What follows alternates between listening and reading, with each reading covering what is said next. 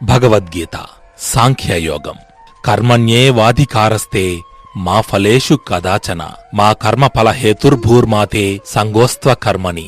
అనగా మీకు పనులు చేయడానికి మాత్రమే హక్కు ఉంది, ఫలితాలపై ఎప్పుడూ హక్కు లేదు. ఫలితాల కోసం పనిచేయకండి, కాని పనిచేయడం మానేయకండి.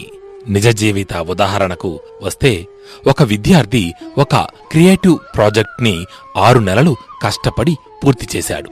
ప్రాజెక్టు సమర్పించిన తరువాత అతను ఫలితం గురించి ఎప్పుడూ గురువును అడుగుతూ ఉండేవాడు.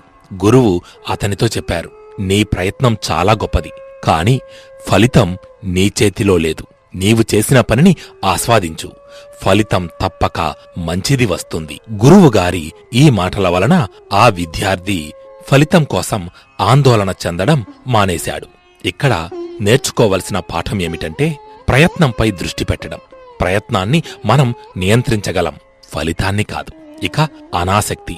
ఫలితాలతో అంటిపెట్టుకోకుండా పనిచేయడం వలన మనస్సుకు శాంతి లభిస్తుంది.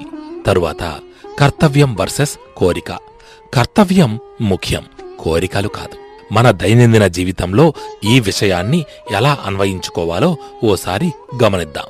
పని లేదా చదువులు. ఒక ప్రాజెక్ట్లో కష్టపడిన తరువాత ఇది నాకు నచ్చే ఫలితం తెస్తుందా అని కాకుండా, నేను నా పూర్తి శ్రద్ధను దీనికి ఇచ్చానా లేదా అని ఆలోచించాలి. సంబంధాల విషయంలో ఇతరుల ప్రవర్తనను మార్చడానికి ప్రయత్నించకండి, మీ కర్తవ్యాన్ని మీరు నిర్వర్తించండి.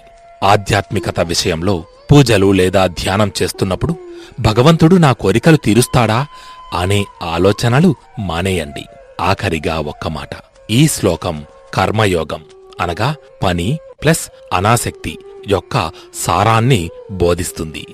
Do your best, leave the rest అనే సూత్రం ఇక్కడి నుంచే పుట్టుకొచ్చింది. జై శ్రీకృష్ణ.